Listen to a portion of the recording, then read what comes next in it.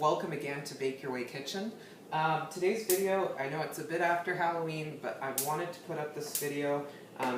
It's a pumpkin square. It's good throughout, even up till Christmas. And it's so easy to make.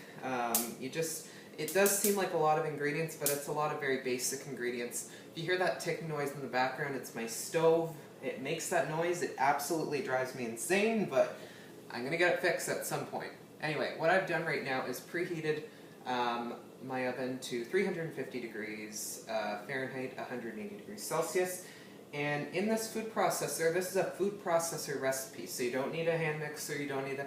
If you don't have a hand mixer, or sorry, if you don't have a food processor, you can use a pastry blender, which I believe I have, it's not coming to me right now, obviously, but just look up pastry blender. It's a good way to help cut in cold butter into ingredients. So the first thing we need to do is make our base for our pumpkin square. Very easy to make. I've got my cup of butter here, and it's cold, which is what we need. And to that, we're going to add a few other things. I've got some powdered sugar, just a little bit. There we go. And some salt and flour. You can get that in. And that's pretty much our base for our pumpkin square. And then what you do is you take the top and you pulse it. You pretty much, you want to pulse it until you don't want it to form a dough ball. You want it to just have coarse crumbs. So I'm just going to keep watch of this.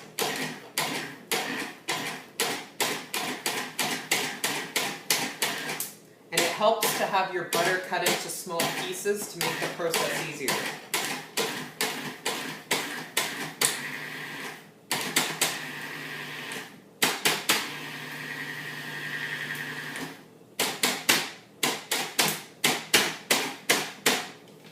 Just gonna get the sides quickly.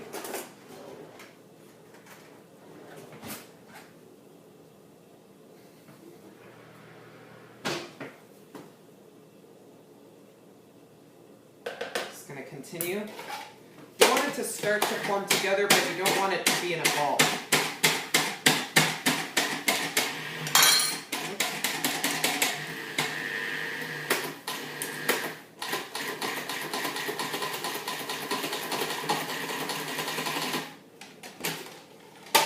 Just going to get it down here. We're starting to get what we're looking for. I'm just going to give it a few more pulses, and then we're going to be good to go.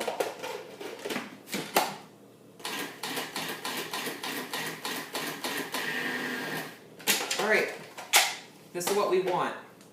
These are the coarse crumbs. And what we're going to do is we're going to take this and put this in a 9x13 that has been greased. Make sure to be careful as you're dropping your dough out of this. We're going to use this food processor in a minute, but what you need to do now is the little bit of the cumbersome, the kind of annoying part of just spreading it out on the 9x13. I find that part can be a little bit irritating. Because it does take a little bit of time.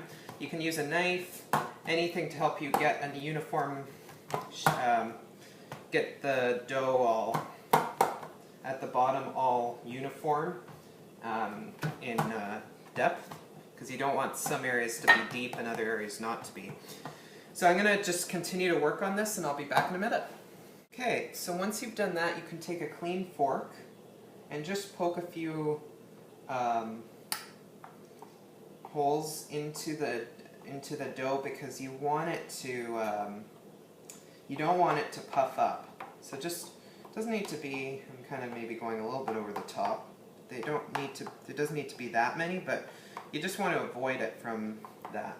Anyway, I'm going to put this in our oven for about 15 minutes, but in the meantime we can get going on the other part of the recipe. So in the same food processor, we're going to be pretty much adding in the rest of the ingredients. So that's going to be just right now is the sugar, brown sugar, 3/4 of a cup, 155 grams. And then eggs, which it might help in advance just to beat it a little bit. Yes, I know I shouldn't be using this. This is for my handheld mixer, but all my whisks are in the sink right now.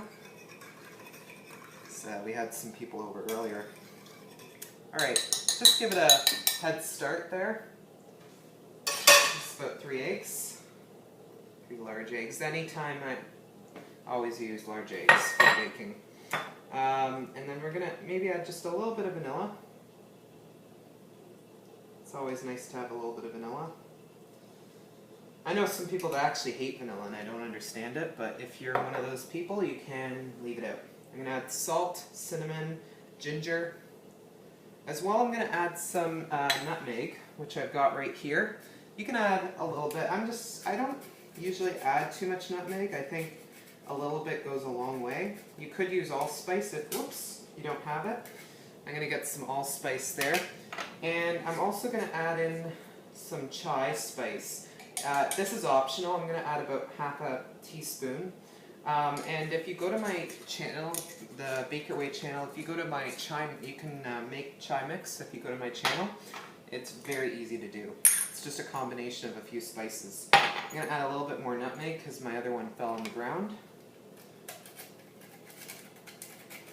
That should be good. Whoops. I don't want to add the whole thing. There we go. I'm done with that. I still got a little piece left for another time.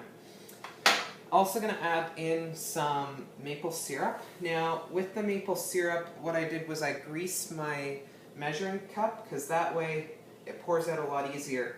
Now, substitutes, if you don't want to use maple syrup, you could use honey, you could use corn syrup if you really want. I despise corn syrup. I hate corn syrup, so I never use it.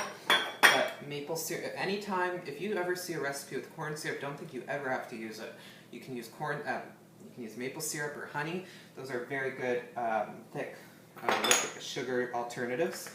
And then, of course, we're going to be also adding in our pumpkin. There we go. Just add all that in. And I mean, you really don't need to add all these in the food processor. You could do this by hand. It's just, we already have it out. And last thing we need is a bit of milk. So I now added the milk and we've got all our ingredients in. So now I'm going to just process this just till it's well combined.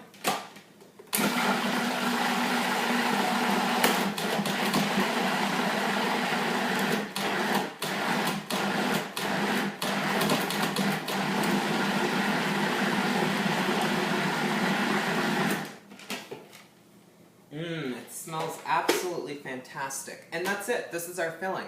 So once our base is out of the oven, because it's still not done yet, even though it's only about 10 minutes, as you can see, if you have all the ingredients out, it takes very minimal time to put it together, the filling. Once it's out, we're simply going to add this on, and then we're going to be putting it in the oven again for about 35 to 40 minutes. I'll show you just as I'm putting it in the oven. So I took the base out of the oven, and as you can see, I added the top and tried to smooth it out as best as I could. And now I'm going to put it back in for another 30 minutes or so, or until when you touch the surface, it'll kind of spring back a bit.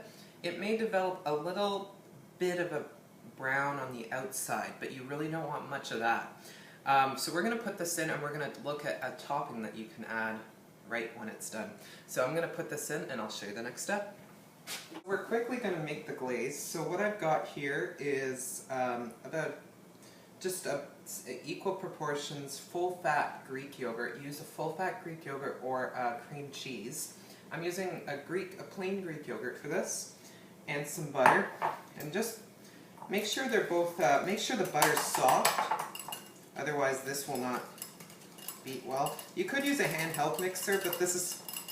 I just too lazy. There, I said it.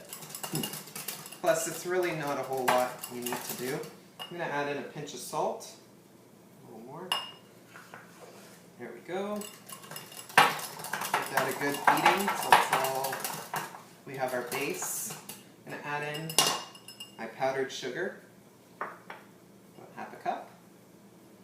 and you'll see it gets very thick, and now this is where we get the milk to come in. Now, depending on how thick you want the glaze to be will determine the amount you add. Like right now it's pretty thick, but it's also a little on the runny side. So I've got about a 1/4 cup here, but I'm probably only going to try about half for now. Because it's just going on the top. It's not, like you want, with a glaze, you want it to be a little bit on the liquid side, but not too much. So this actually might be enough. Maybe add a teensy wince more, but that's pretty much it. The square's out of the oven, and if you just poke it, it kind of springs back, and that's how you know it's done. So now the last step is to put our glaze, and I added in a little more of my chai mix to go on the top. I figured that'd be good. And just really, it doesn't really matter how you do it, it kind of just goes on the top like this. You can kind of put it everywhere, kind of decide where you want it.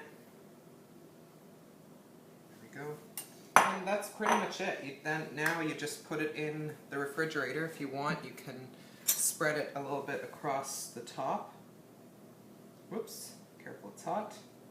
An offset spatula would help in this instance. And yeah, so I'm going to put this in the fridge, let it cool. I'll show you what it looks like once it's done. I have made this before. It's absolutely delicious. The base, the shortbread base that you have goes so well with the pumpkin filling, and it just tastes incredible, very much in season. It's great for October, of course, Halloween, but also into November, Thanksgiving in the United States, and of course Christmas. I hope you enjoyed this recipe. Please do give it a try because it is very good. These should be kept stored in the fridge, and they're good for up to a week.